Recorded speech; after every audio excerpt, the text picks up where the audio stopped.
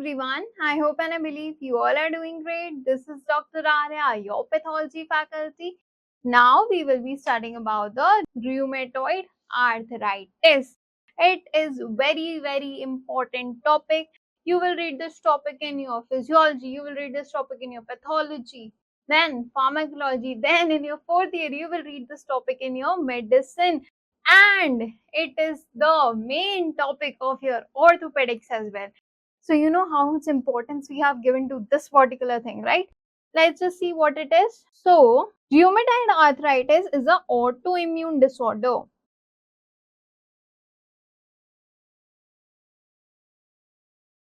What it does, it causes the chronic inflammatory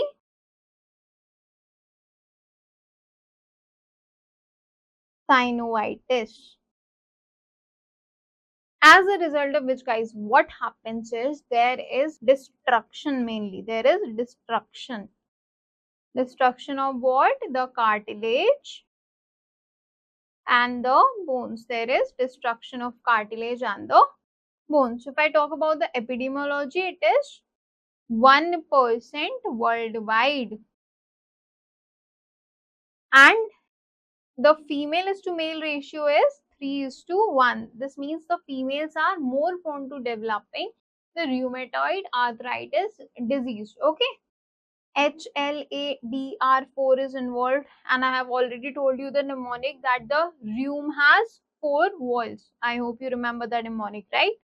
The mnemonic of rheum has 4 walls, right?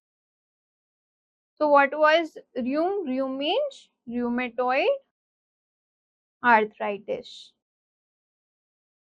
4 means HLA and walls, right? What are the risk factors? There is HLA, DRB1 allele, there is smoking, and in females mainly due to the estrogen influence.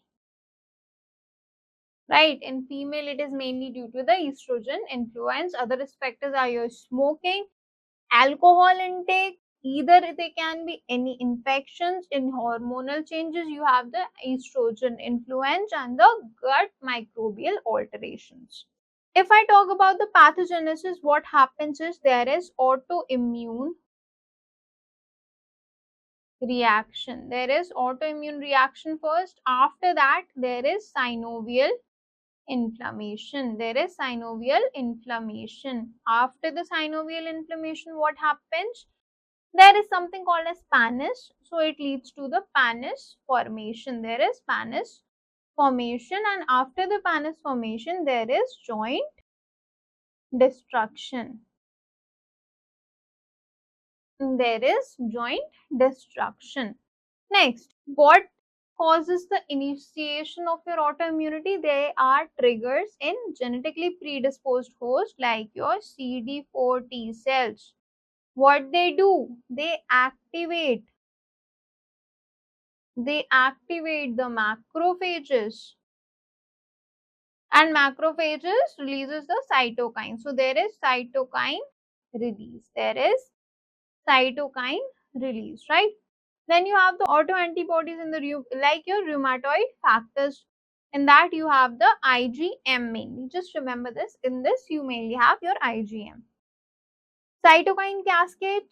So TNF-α basically promotes inflammation. Next, interleukin-1 is for the activation. It activates the chondrocytes.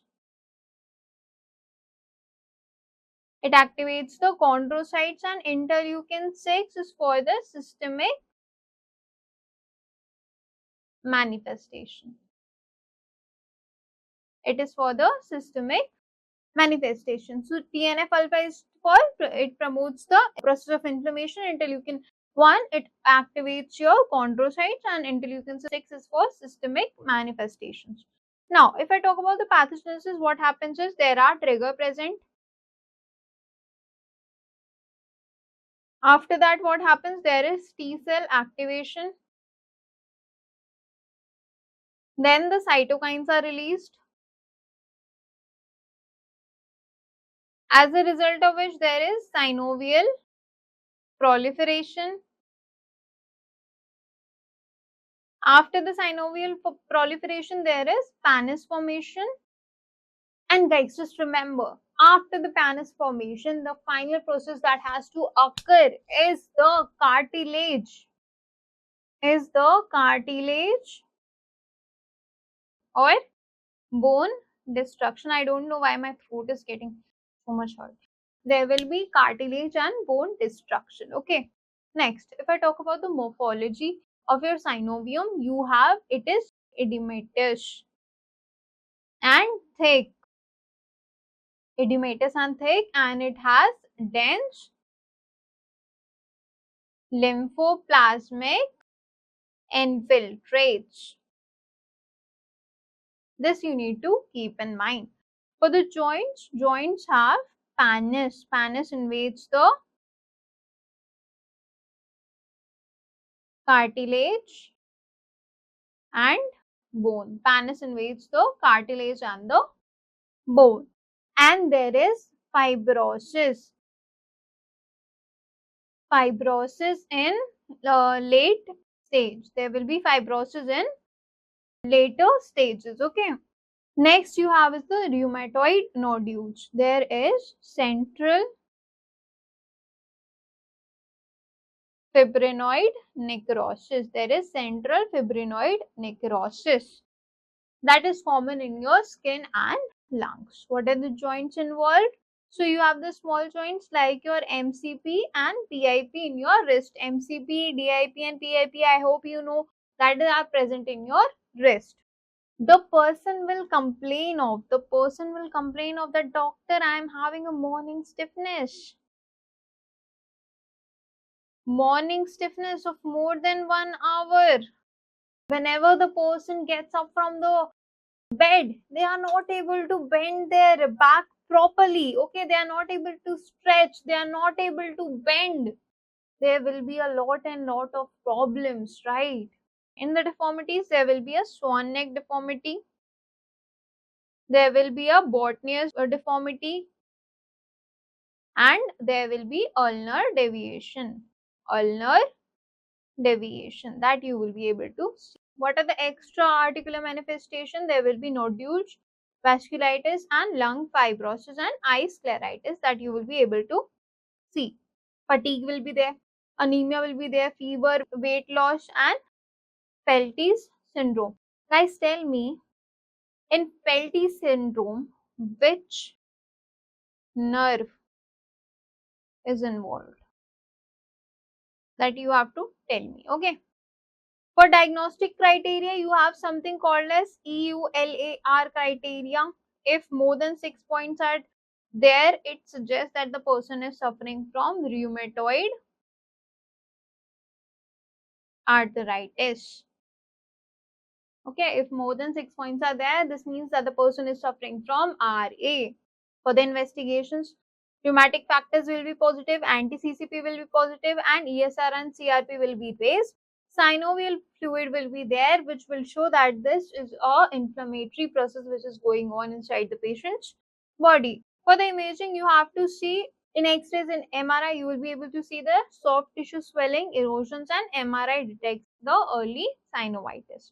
What are the differential diagnosis? Either there can be the arthritis that can be there, that is non-inflammatory, SLE can be there, and gout can be there. But in gout, you will be able to see the urate crystals. In gout, you will be able to see a urate crystals. Next, for the treatment, you have to control the inflammations, prevent the deformity, and maintain the functions. NSAID can be given for the pain relief. Okay. Corticosteroids are for short-term flares, DMARDs, not a DMARDs, a DMARDs. Like your methotrexates, you can give, and hydrochloroquines. Your biological DMARDs like your infliximabs, TNF inhibitors, and interleukin-6 inhibitors, JAK inhibitors, right? Non-pharmacological therapy, you have to suggest the patient to go for the physiotherapy. What are the complications can occur? there can be deformities, there can be amyloidosis, vasculitis and neuropathy. Prognosis, it is chronic, relapsing, but improves with early DMARDs. So the DMARDs are given early. And also guys, if you remember anything or not, just remember about methotrexate. It is given for your RA. It is very important in cases of RA, because in your pharmacology they will for sure ask you what is the treatment of RA. You have to give a single best answer of not DMARDs, your methotrexate. Okay, methotrexate is a kind of DMARD, I know, but still, okay. RA in pregnancy, symptoms improve, avoid methotrexate. Methotrexate is avoided in pregnancy. So in the conclusion, you need to remember that rheumatoid arthritis is an autoimmune inflammatory polyarthritis, and early treatment is essential for the patients, right? These are the things that you need to keep in mind while answering the question of rheumatoid arthritis. I hope I made myself very clear. If you are having any sort of doubt, please feel free to ask me. Please feel free to DM me. Thank you so much.